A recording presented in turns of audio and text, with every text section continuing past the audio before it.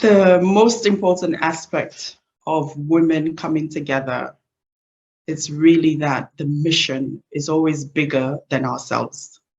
We don't come together, we don't convene for personal reasons, we convene for the bigger mission, which is really about making sure our world is okay.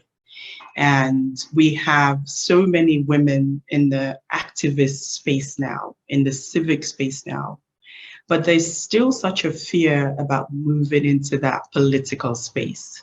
And we understand the importance of being good troublemakers. We understand the importance of making good trouble. But if we don't ultimately become the decision makers, there will still be a gap about what ultimately will prevail in our societies. And the fear factor, I think, is the biggest aspect that stops women from jumping into that political space. I did this many years ago when I ran for office as a member of parliament for my constituency. And in the northern part of Sierra Leone, where it seems as if they are allergic to women's leadership, I had to break that glass ceiling that day. And I did it comfortably, I think, because I had spent the time building relationships and making sure that the people who are going to vote for me understand my why. Building that public narrative is very, very important so people understand that your mission is in service of improving their lives.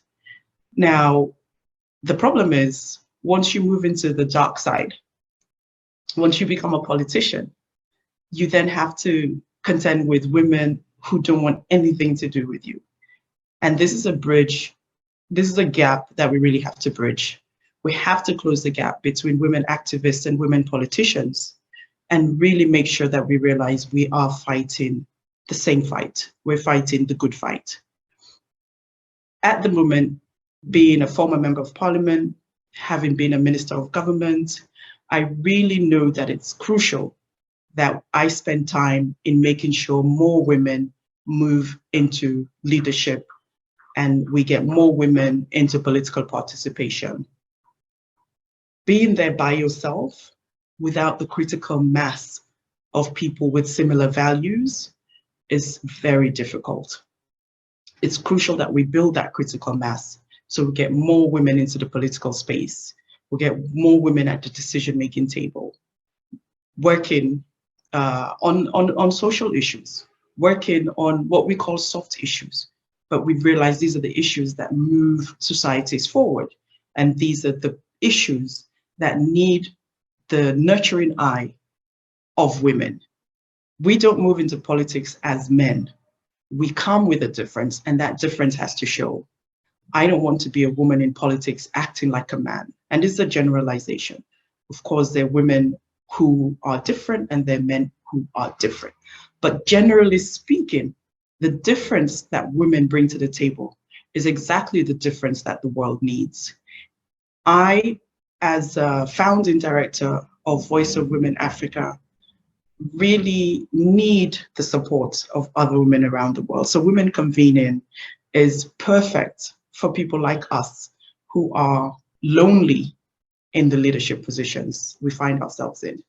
Accompaniment is a big word, and it's a word that I learned this year that I prefer to empowerment, because the work I do is not empowering women, it's accompanying women, and accompanying women so that we can actually go into the places that we were fearful of before means that we ourselves are reaching our full potential, which means that everybody wins. In times of the old normal, we really loved the strength of men or the hard leadership, as I call it. And we see now, in these times of greater collaboration, what women bring to the table is exactly what we need. And I am hopeful that we can go further together. Lots of women who are conveners of other women in the civic space are joining WEConvene already. No pressure, no payment, just friendship. If you'd like to join us, send a message on LinkedIn to Utara or I, Julia. just telling us in under 50 words why you are a woman who convenes other women in the civic space. And if you'd rather find out more first, then join one of our sessions, which is on the third Wednesday of every month. Delighted to welcome you.